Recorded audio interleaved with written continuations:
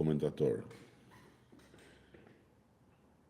Ne duhet kujdesemi ne për pleqt në atë fazë ku është edhe ai katrani me boj, e jo të kujdesen pleqt për ne. Dhe kjo është shumë e thjeshtë dhe shumë e drejtë për drejtë dhe shumë e qartë. Kuptove, Angela?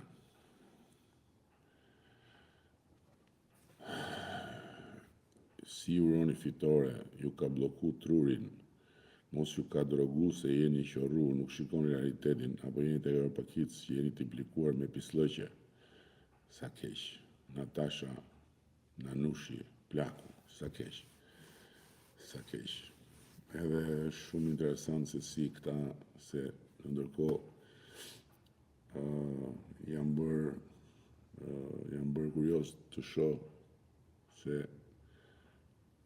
disa prej këtyre njerëzve që komentojnë çfarë bëjnë vetë, me çfarë merren, edhe një pjesë janë profile falso, disa tjerë janë real, por janë totalisht të zhytur në kënet, totalisht të dhënë mbas kënetës, totalisht të verbuar nga këneta. Cili realitet? Realitetin e prodhimit të përgjithshëm kombëtar, që e kishim më pak se 10 miliardë dhe sot e kemi 25 e kusur miliardë euro dhe do të çojmë 35 miliardë në Shqipërinë 2030. Realitetin e pagave që pagën mesatare e kishim poshtë 300 e kusur euro, pagën mesatare të përgjithshme dhe sot e kemi 848 euro. Si realitet?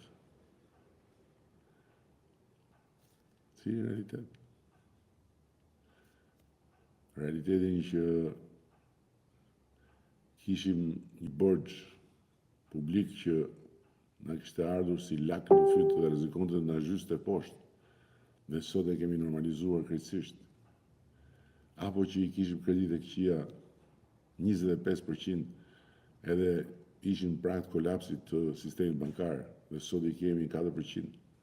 Cili realitet? Cili? Është një realitet në ndryshim të vazhdueshëm, është një realitet me probleme nuk diskutohet dhe prandaj jemi këtu dhe prandaj në mandat të 4 se ka probleme për të adresuar. Por t'i thuash shumicës që ju ka bloku trurin, është e tmerrshme.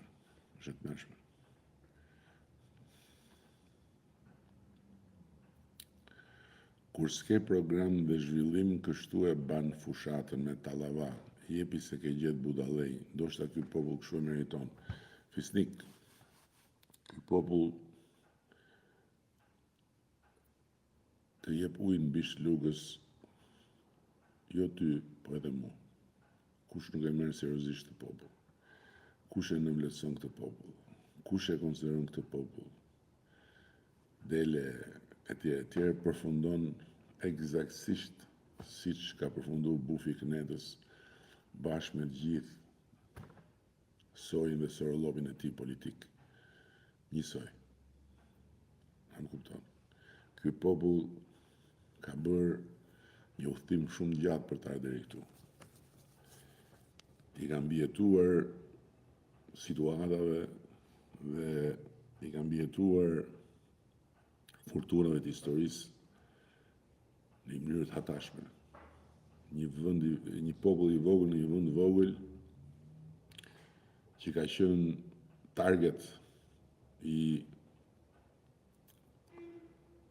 politikave të fuqive të mëdha për t'u asimiluar komplet në kora të tjera, kuptohet, që ka rrezikuar të mbasi gjuhën, se dhe gjuhën u përpoqën t'ja merrnin, që ka rrezikuar të mbetet me një alfabet tjetër për tjetër, e pra, i ka mbijetuar të gjithave dhe ka ardhur deri këtu. Sepse ky popull mbart brenda shpirtin evropian. Pavarësisht se në pamjet jashtme mund të duket si të duash ti, por ama mbaret brenda shpirtin evropian. Kështu ti thush ti populli që janë budallej, që votojnë për mua, është të bësh eksaktësisht ato që bërin ata qyrykët e kënetës mediatike që kur shikonin sondazhet thoshin që nga smurë populli. Jo, mos populli është aq i kthjellët, është aq në rregull, por shive veten fisnik dhe bëhu më fisnik kur flet për popullin tënd.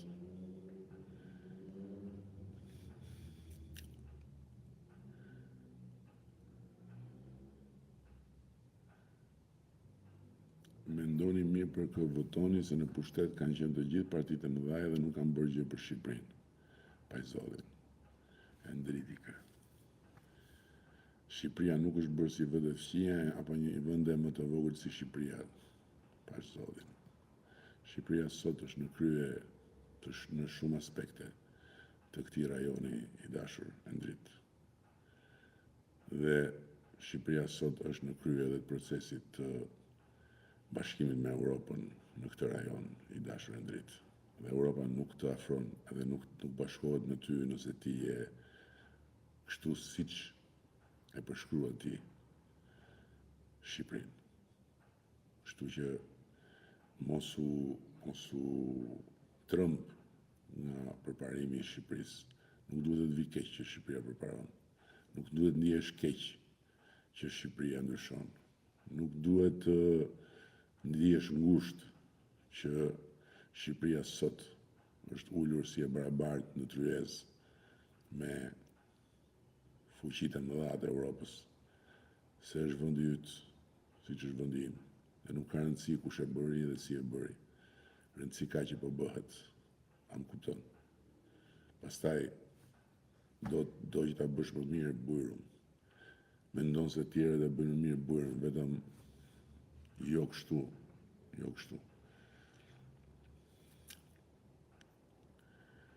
Ik me nder dhe lër të rinj të japin kontributin, bolle mbajtje pushtetin e dështuar.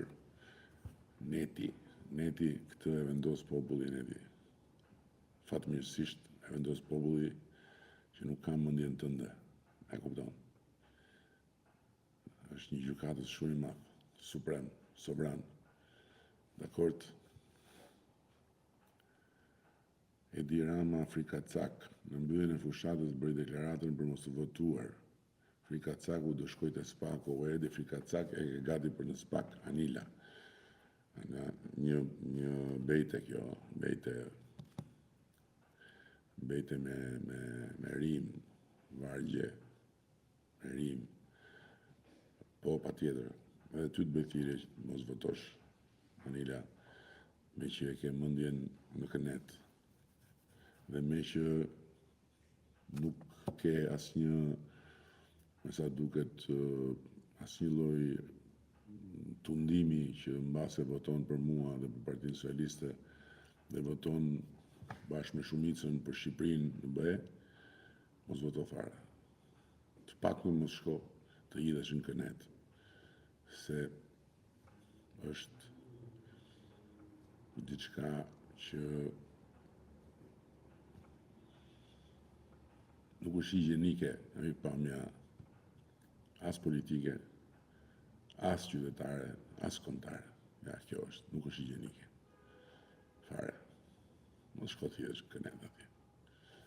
Këtë thirrje të bëj unë. Pastaj, këto të tjerat, ja lëm kohës.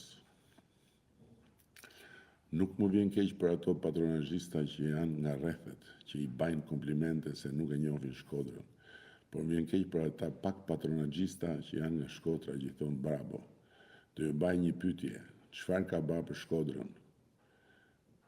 Tashti Jolanda nuk e di, po unë them që Shkodra flet vetë se çfarë kam bërë unë me Benet Becin dhe me qeverinë tonë për Shkodrën. E flet vetë Shkodra, boll të hysh, boll të fillosh nga hyrja e Shkodrës dhe nuk ka nevojë fare as të pyesësh njeri, as të marrësh përkthyes, as të kërkosh guid, as të kërkosh parti të shpjegoj, as të duhet mund fare, thjesht leja syve të shohin e të thonë.